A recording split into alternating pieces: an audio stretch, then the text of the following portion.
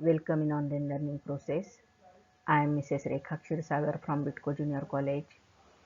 Today, from the topic of electrostatics, we will solve some problems which are given in the textbook, that is from exercises.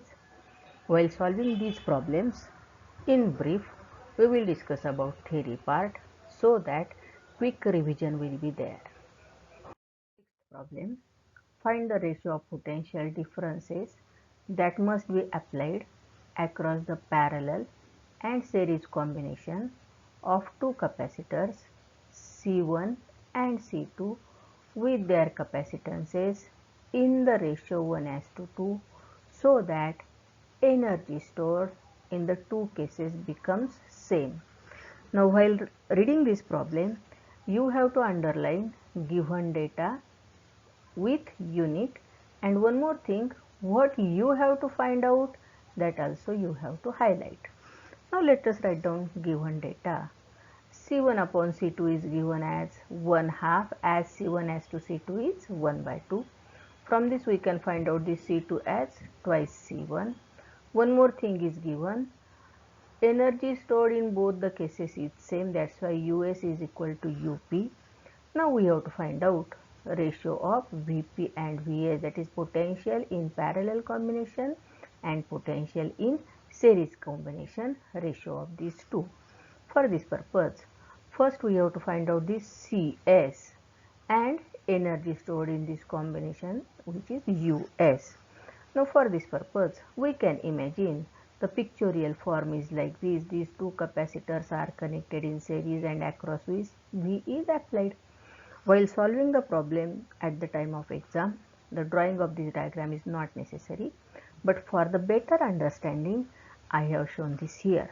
Now to find out effective capacitance, we discussed about this formula. In this formula, we have to substitute this C2 as twice C1. I have replaced here and simplify it. Now we will go fast because all of you are master now. You can do these mathematical steps, mathematical calculations, mathematical operations very easily and quickly. That's why after solving this, we are getting effective resistance as Cs, or this may be the situation. This is the effective capacitance, which is nothing but Cs, and across which this V is applied, which is Vs. To find out energy stored in this case, we must know formula for this.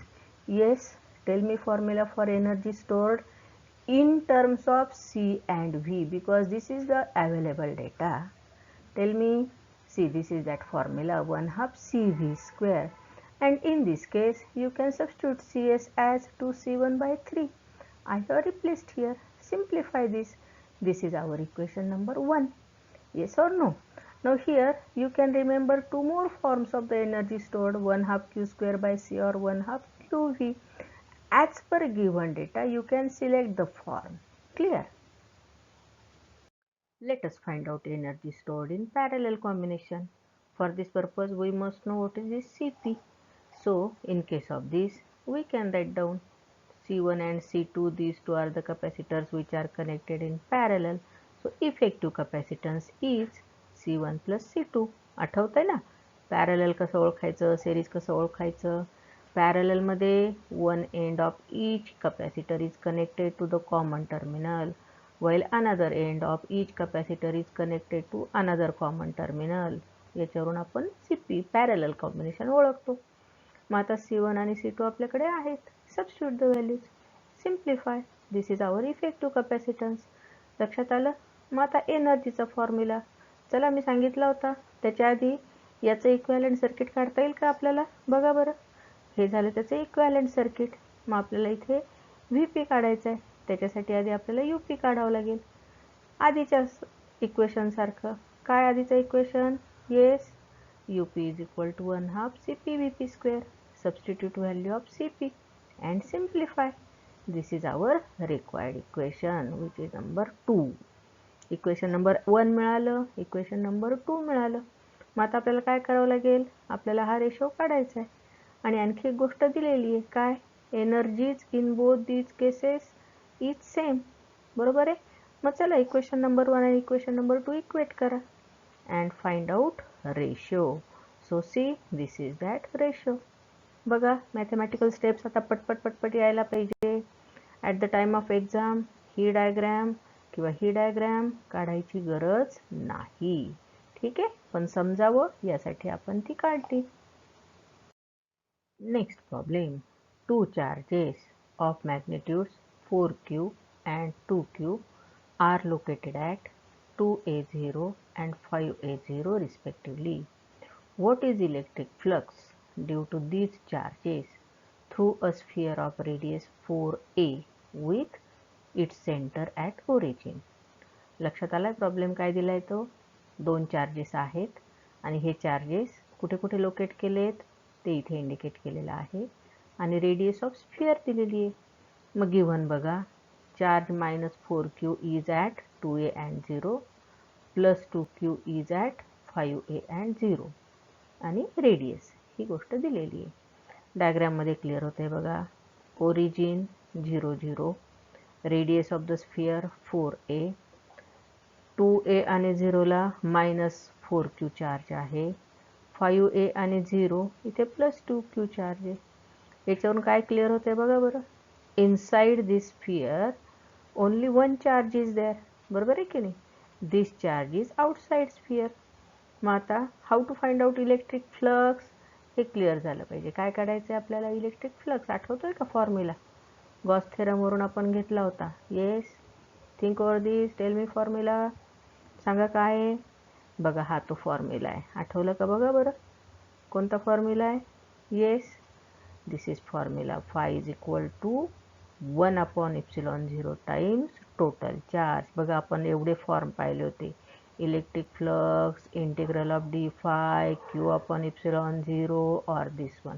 यातला Q/ε0 म्हणजे total charge divided by ε0 हा form घेऊया. एकदा आपण problem solve केला आहे खरं, पण ठीक आहे, हरकत नाही.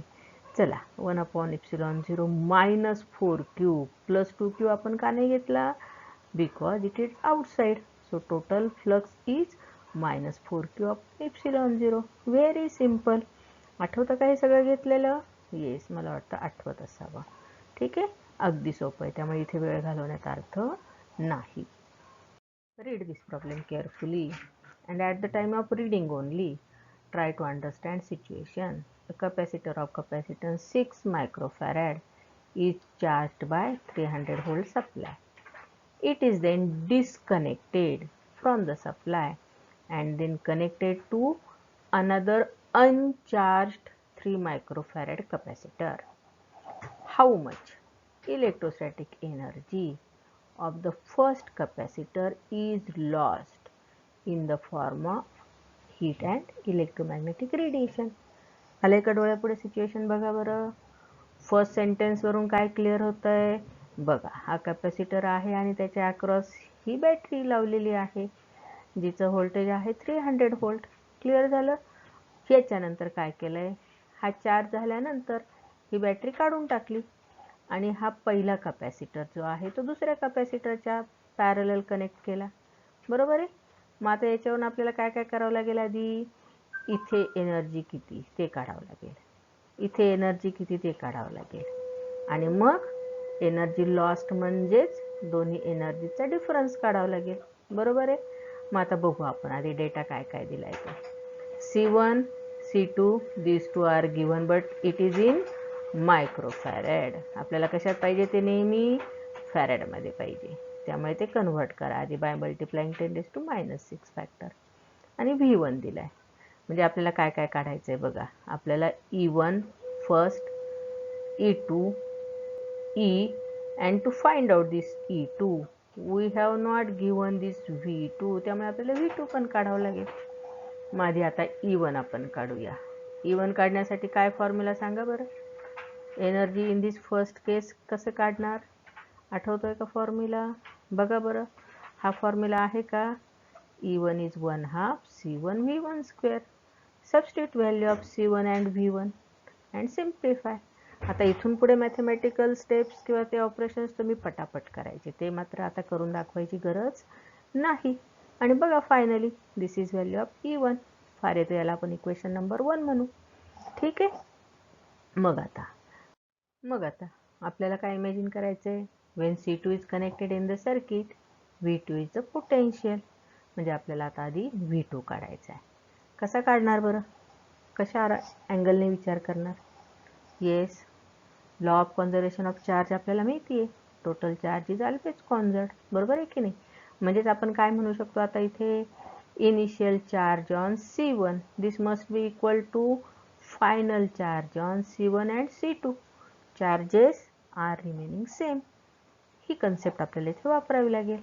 मग आता Q जर सेम आहे तर याचा अर्थ काय, C1 V1 is equal to C2 V2 is equal to C3 V3 like this. हे आपल्याला इथे वापरायचं आहे. मग करा, इक्वेशन लिहा बरं. म्हणजे V1 C1 when only one capacitor is there is equal to V2 and when both capacitors are connected. ठीक आहे, मग आता करा सिम्प्लिफाय. बाकीचं तर सिम्पल आहे. हे कॅल्क्युलेशन आता तुम्ही करायचं आहे. V1 C1 it is given, substitute. V2 we have to find out. कोणतं कॉम्बिनेशन आहे, पॅरलल आहे, त्यामुळे C1 प्लस C2. सिम्पल, आलं लक्षात? आणि पुढचं सिम्पल करा. Yes, do it do it do it. चला चला चला. And tell me what is value of V2. बघा बरं, 200 व्होल्ट आली की नाही? होप सो आली असेल. मग आता आपल्याला V2 मिळाला. E2 काढायचं आहे. पुन्हा फॉर्म्युला कोणता E2 साठी? Yes, 1/2 C1 plus C2 into V2 square. कळलं? मग आता करा व्हॅल्यू सबस्टिट्यूट, सिम्प्लिफाय. ही आपल्याला मिळाली एनर्जी या केसमध्ये. लक्षात आलं? मग आता दोन्ही एनर्जीज मिळाल्या. Find out difference and that difference is this one. कळलं? किती फिरवून फिरवून आलाय बघा प्रॉब्लेम. म्हणजे एनर्जी काढण्यासाठी काय काय आवश्यक आहे ते बघितलं, law of conservation of charge बघितला. म्हणजे व्यवस्थित विचार करायचा आहे, काय डेटा दिलाय आणि आपल्याला काय काढायचं आहे ते. ठीक आहे. 125 small liquid drops, each carrying charge of 0.5 microcoulomb and each of diameter 0.1 meter form a bigger drop. Calculate the potential at the surface of bigger drop. आलं का डोळ्यापुढे सिच्युएशन, काय दिलंय आणि काय होत असेल? किती ड्रॉप्स आहेत? 125 ड्रॉप्स आहेत. प्रत्येकावर चार्ज दिलाय, प्रत्येकाची डायमीटर दिली आणि हे सगळे मिळून एक मोठा ड्रॉप तयार होतोय. आणि त्या मोठ्या ड्रॉपवर किती पोटेन्शियल आहे ते विचारलंय. मग आता आपण आधी डेटा लिहूया. रेडियस दिली का? नाही, पण डायमीटर बाय 2 म्हणजेच रेडियस. मग आपल्याला ती मिळाली 5 × 10⁻² metre.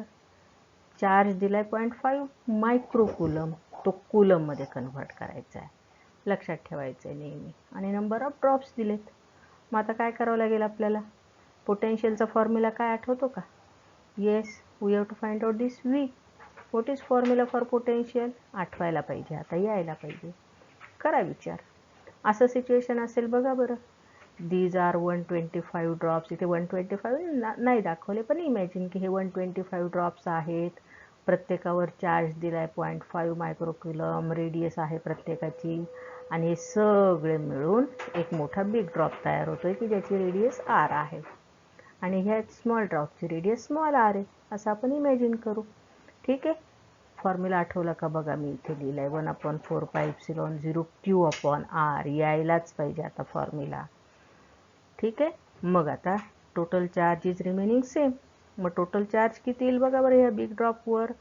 125 into charge on each drop, म्हणजे टोटल चार्ज आपल्याकडे आहे. चार्ज ऑन बिग ड्रॉप आपल्याकडे आहे. व्ही आपल्याला काढायचा आहे. मग आता फॉर्म्युला जर बघितला तर काय काय आहे आपल्याकडे? सगळं आहे, फक्त आर नाही आहे, बरोबर आहे की नाही? मग कसा विचार करावा लागेल की फॉर्म्युला माहिती आहे, क्यू माहिती आहे, ही कॉन्स्टंट माहिती आहे, आर नाही आहे.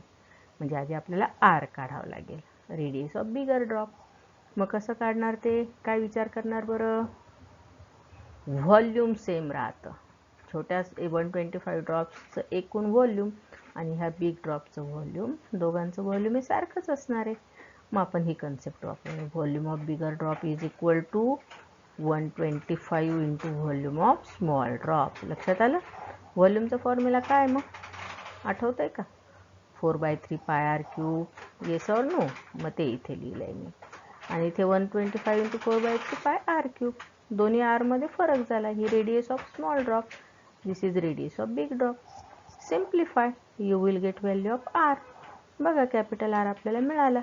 लक्षात आलं? मग कॅपिटल आर आपल्याला मिळाला. पुढचं सोपं आहे. You have to find out V. चला सुरू करा. Yes, start and substitute. Yes, substitute yourself. You will do it now. I will not do. And check it yourself whether you got this or not. Hope so. मिळाला असेल. बाकीचं सोपं आहे सगळं. लक्षात आलं? म्हणजे कसा विचार करायचा ते? Thanks for watching this. Thank you very much. Before going to say bye, read these lines carefully and think over this. Wait for next video.